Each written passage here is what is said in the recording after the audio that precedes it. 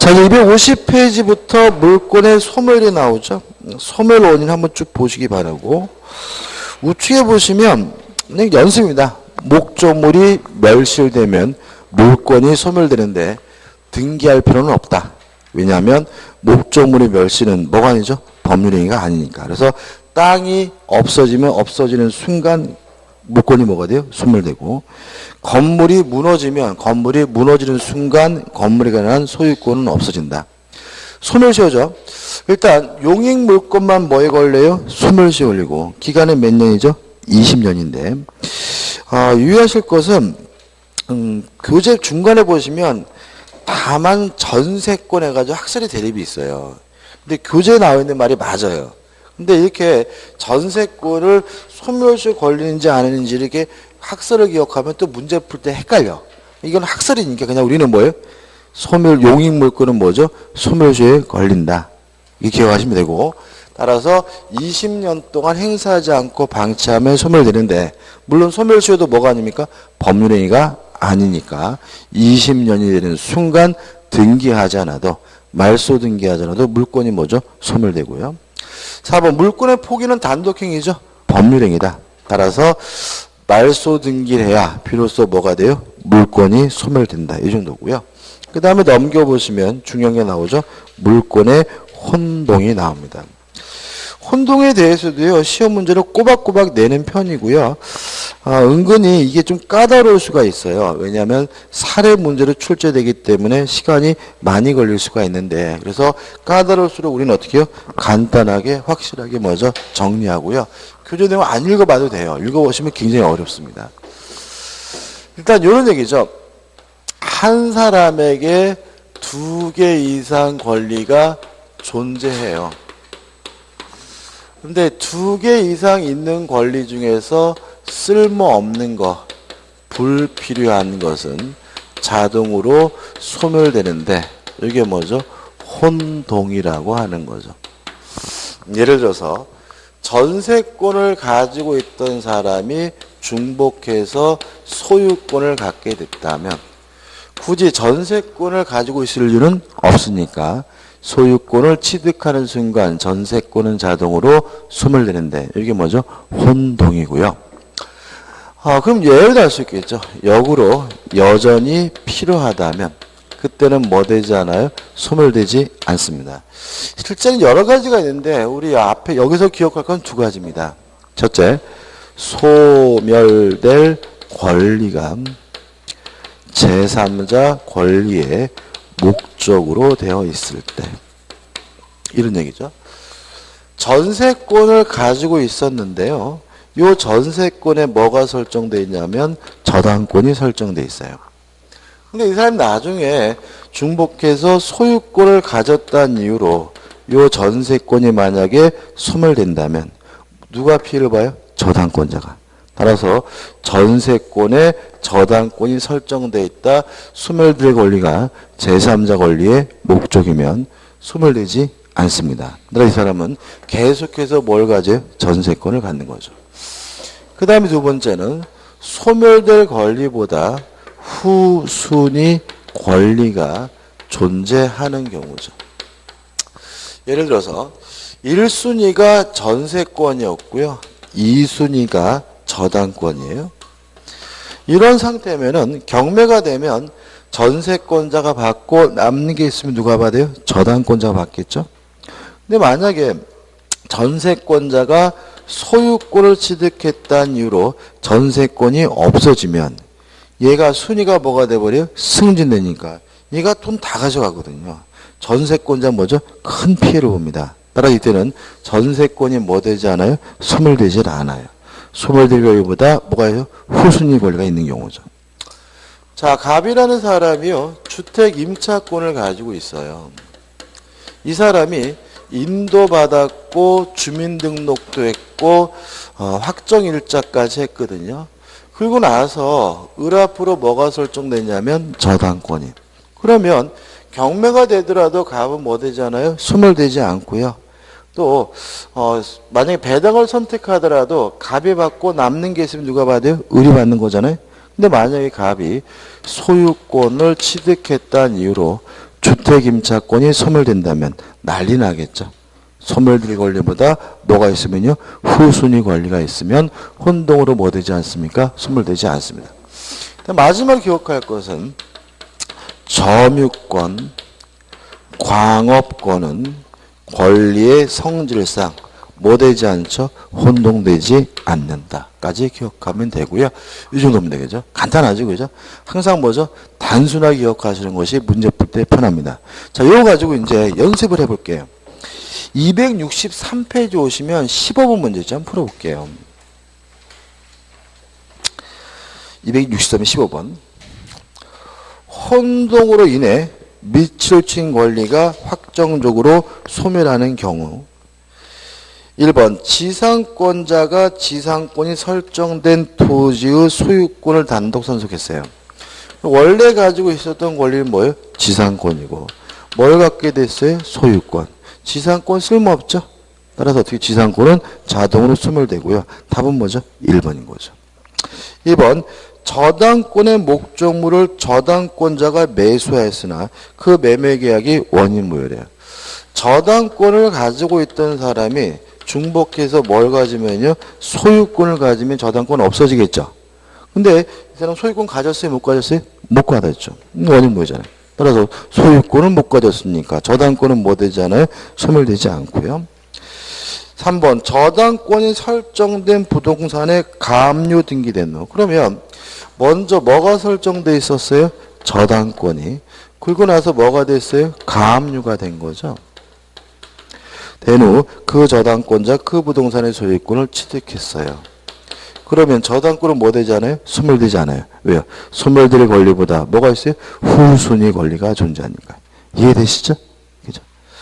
4번 갑의 지상권에 대해 을이 1번 저당권, 병이 2번 저당권을 취득한 후 을이 지상권을 취득했어요. 그러면 1번 저당권은 뭐 되지 않아요?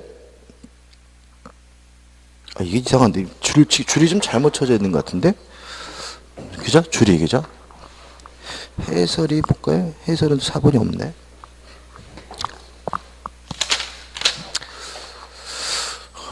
문제 밑줄이 잘못 쳐진 것 같은데 그죠? 지금 보시면 지상권에 뭐가 설정되어 있냐면 1번에서 을 앞으로 뭐가요? 저당권이 2번에서 병이 뭐예요? 저당권이 이런 상태에서 을이 그 지상권을 뭐예요? 취득했어요. 그러면 문제가 되는 것은 뭐냐 하면 요 지상권이 소멸되는지 안 되는지가 아니라 뭐죠? 저당권인 거죠. 그래서 줄이 지상권에 채워져 있으면 안 되고 어떻게 해요? 1번 저당권에 채워져 있어야죠. 그죠? 1번 저당권. 1번 저당권은 뭐 되잖아요? 소멸되지 않습니다. 왜요? 소멸될 권리보다 뭐가 있어요? 후순위 권리가 있으니까. 그죠? 1번 저당권 주시고.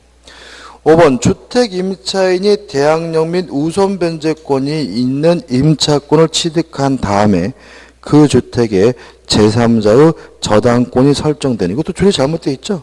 저당권에 처해 있으면 안 되고 뭐예요? 임차권에 처해 있어야지. 그죠? 줄이 그죠? 줄이 뭐죠? 저당권이 아니라 뭐예요? 임차권. 요 임차권은 뭐 되지 않습니까? 소멸되지 않습니다. 왜요? 소멸될 권리보다 후순위 뭐가 있기 때문에 저당권이 있기 때문에. 그래서 4번은 밑줄이 지상권이 아니라 뭐죠?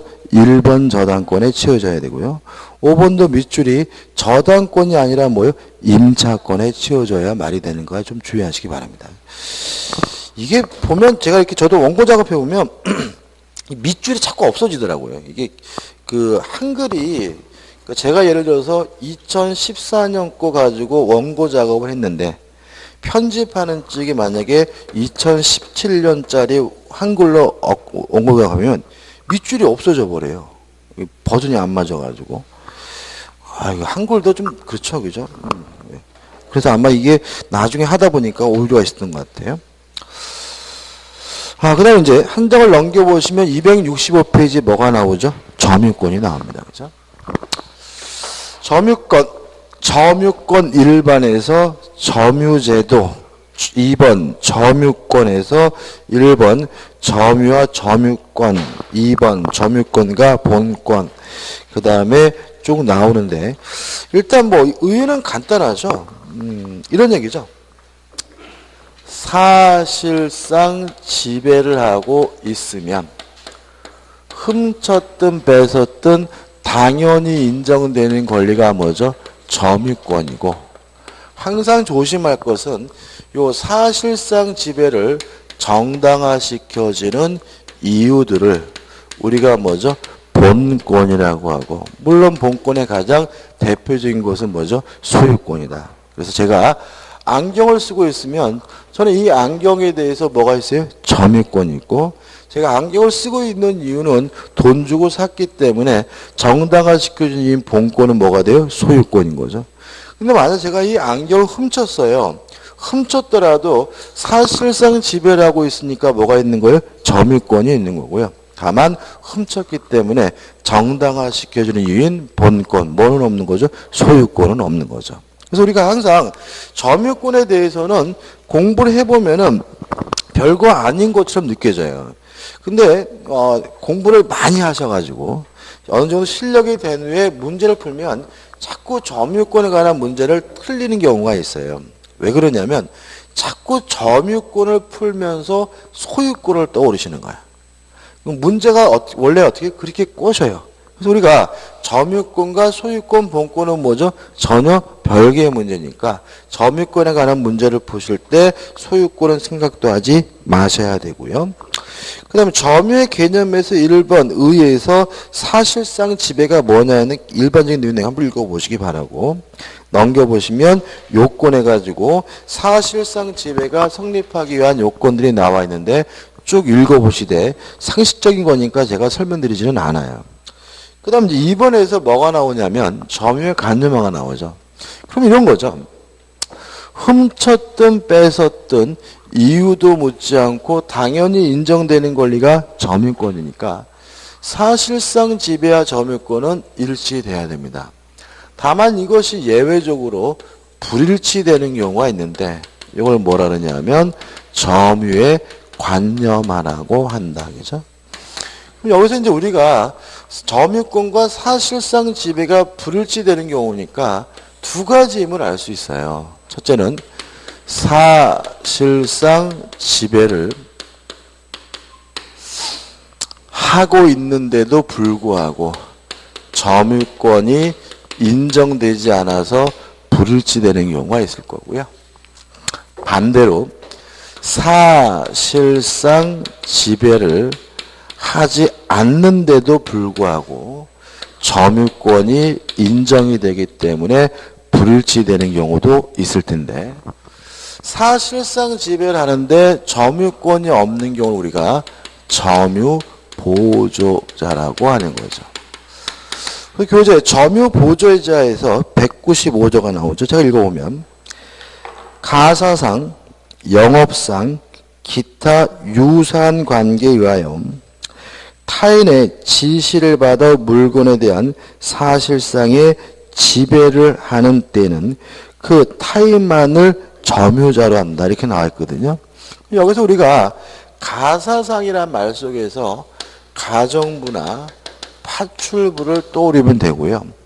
영업상이란 말 속에서 점원이나 알바생을 떠올리면 되고, 왜 이 사람들은 사실상 지배를 하는데도 점유권이 없냐면 이러한 사실상 지배를 타인의 지시와 명령에 따라서 하고 있다는 거죠.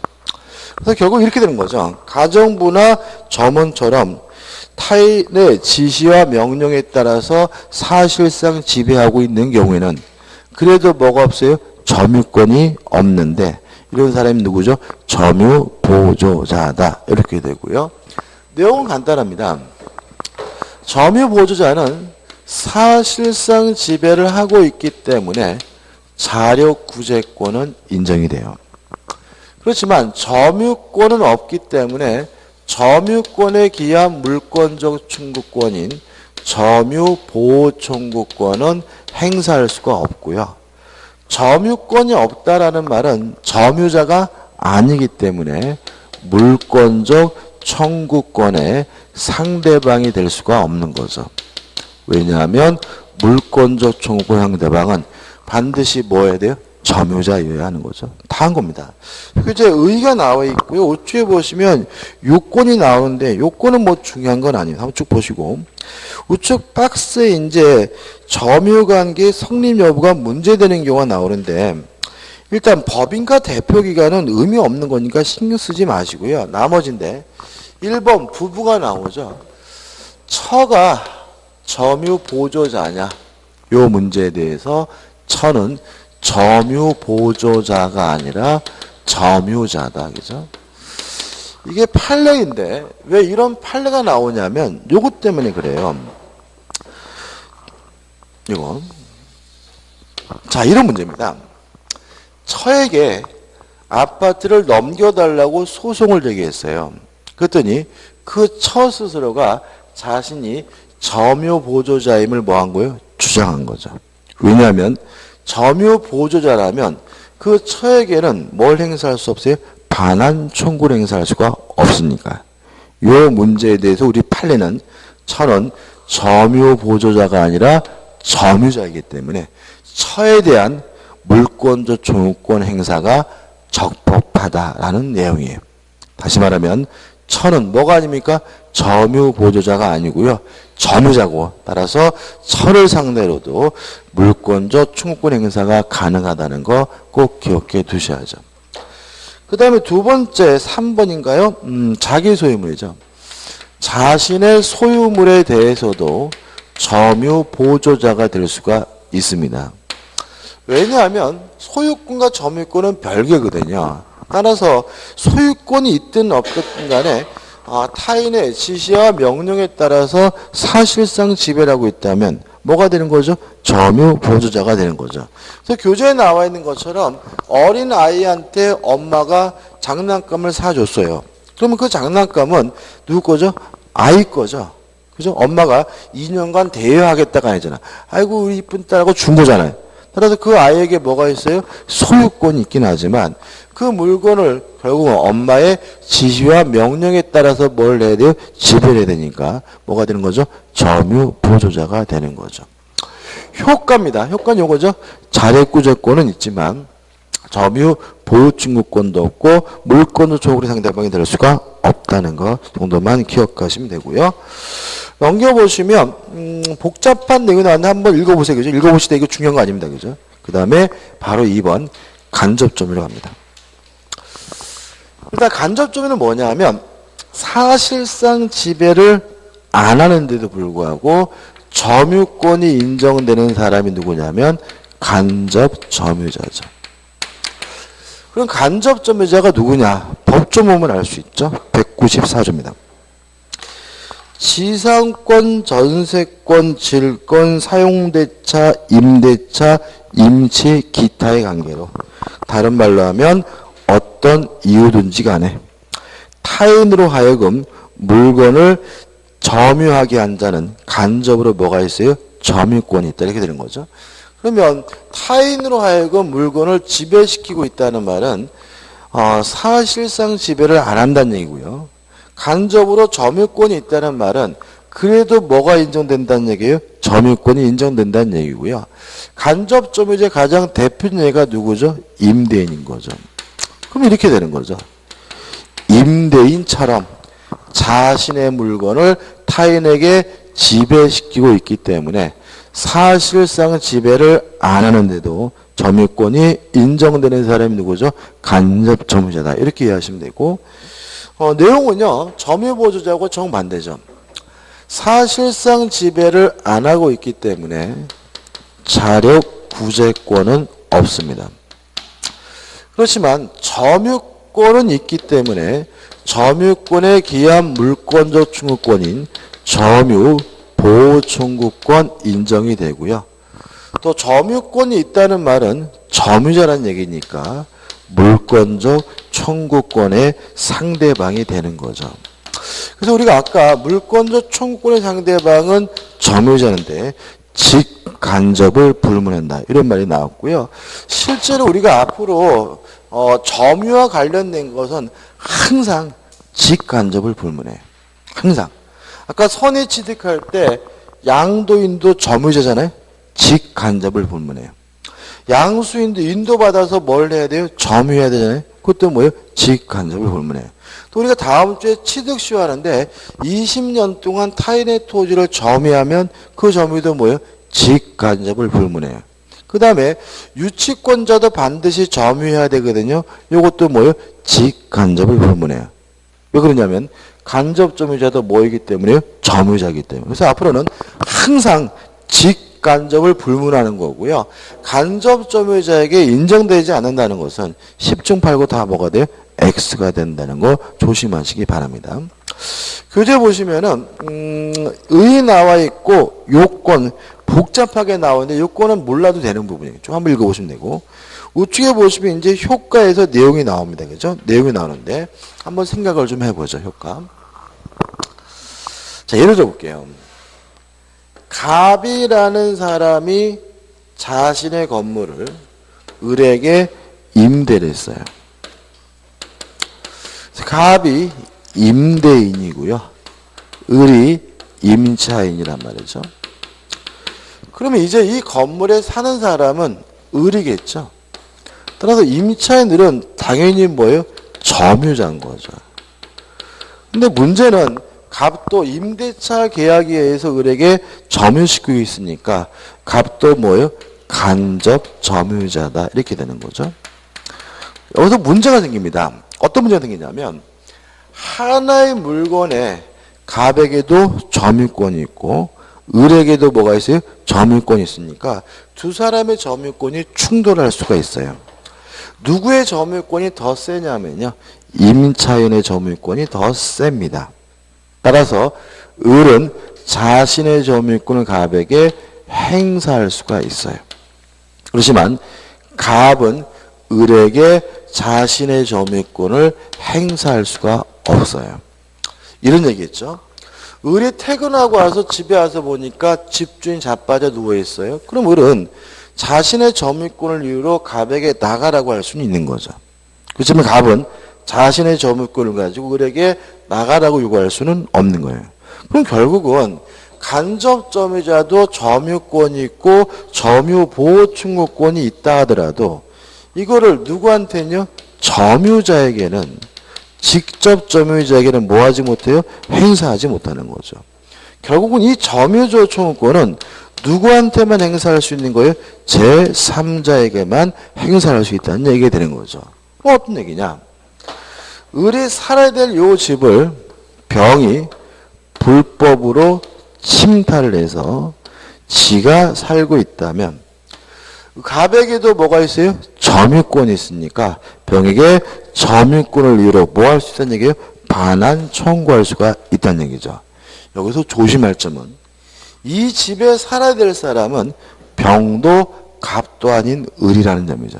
따라서 어떤 형태의 반환 청구해야 되냐면 을에게 돌려주라는 형태의 반환 청구해야 됩니다. 물론 을이 받지를 않거나 받을 수 없다면 자신에게 돌려달라고 할 수도 있겠지만 원칙은 누구에게 돌려주란 형태의 반환 청구해야 돼요? 을에게 돌려주란 형태의 반환 청구해야 된다는 것이죠. 다 끝났거든요. 교재 보시면 효과에서 1번 제가 설명드린 내용이 나오고 2번 해가지고 직접 점유자와 간접 점유자의 대내직 관계. 무슨 말이죠? 을은 자신의 점유권을 갑에게 행사할 수 있지만 갑은 을에게 점유권을 뭐 할 수 없어요? 행사할 수 없다는 말이 나오고요. 3번 직접 점유자와 간접 점유자의 대외 관계에서 제3자에 대한 관계가 나오는데 주의하실 것은 뭐냐면 기역, 니은, 디귿 해가지고 리을 나와 있는데 특히 이 디귿법 부분은 점유보호충으로 하는 문제죠. 침탈이 있어야지만 점유권을 이유로 반환 청구할 수 있다는 얘기고 우리가 신경 쓸 것은 뭐죠? 니은이죠. 니은 보시면 즉 간접 점유자는 그 물건을 점유 매개자 점유 매개자란 말은 시험에 안 나와요. 뭐라 나와요? 점유자란 나오겠죠. 점유자에게 반환할 것을 청구할 수가 있고 점유자가 그 물건을 반환을 받을 수 없거나 이를 원하지 않는 경우에만 직접 자기에게 반환을 청구할 수 있다는 거 하나만 좀 조심하시면 됩니다. 끝이죠. 그 다음에 넘겨보시면 점유권에 뭐가 나오죠? 상속이 나와요. 여기 상속이 들어가요. 다시 말하면 상속인도 사실상 지배를 안 하는데도 뭘 가져요? 점유권을. 이유는 교재에 나와 있는 법조문처럼 상속은 점유권도 승계시켜요. 따라서 예를 들어 저희 아버님 돌아가셨지만 세종에 있는 제가 있고 저희 아버지가 서울에 있는데 만약에 돌아가셨다면 돌아가시는 순간 저희 아버지가 가지고 있던 점유권도 저에게 뭐가 돼요? 상속이 되거든요. 그럼 결과적으로 저는 저희 아버지 물건에 대해서 뭘 안 하고 있어요? 사실상 지배를 안 하는데도 뭘 갖게 됩니까? 점유권을 갖게 된다. 이런 얘기거든요. 그래서 내용은 중요한 게 아니라 그냥 우리는 점유권도 상속으로 뭐가 됩니까? 승계가 됩니다. 따라서 상속인도 사실상 지배를 안 하는데도 불구하고 뭘 갖습니까? 점유권을 갖는다 정도 기억하시면 되고요. 마지막으로 확인 문제 풀어볼게요. 점유에 관한 설명 중 틀린 것은 1번 민법상 점유가 성립하기 위하여는 사실적 지배관계를 가지려는 의사가 필요하다. 제가 설명 안 드렸는데 일단 주관적 의사는 필요 없지만은 그 물건이 나에게 있다는 정도는 인식은 필요해요.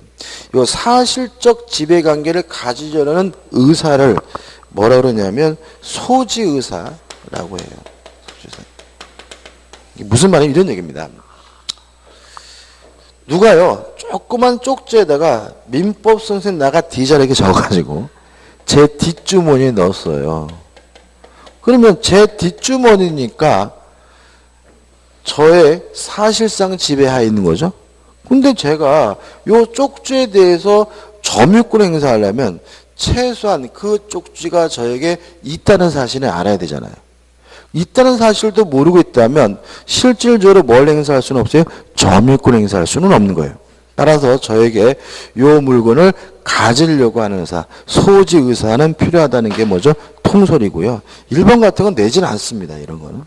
그래서 교재 없는 거고. 2번 상속인의 경우에는 사실상의 지배가 없어도 점유의 성립을 인정한다. 맞죠? 왜요? 상속은 점유권도 승계시키니까. 3번 점유보조자는 점유제가 아니고요. 4번 간접점유자는 점유권이 없다. X죠. 답은 뭐죠? 4번. 5번 간접점유를 성립시키는 점유 매개관계 뭐 임대차 같은 거겠죠. 중첩적으로 있을 수는 있습니다. 오늘 여기까지 하고요. 점유의 모습부터 다음 주에 하고 우리 오늘 또 기출문제가 있는 거 아시죠? 그죠? 점심 맛있게 드시기 바랍니다. 감사합니다.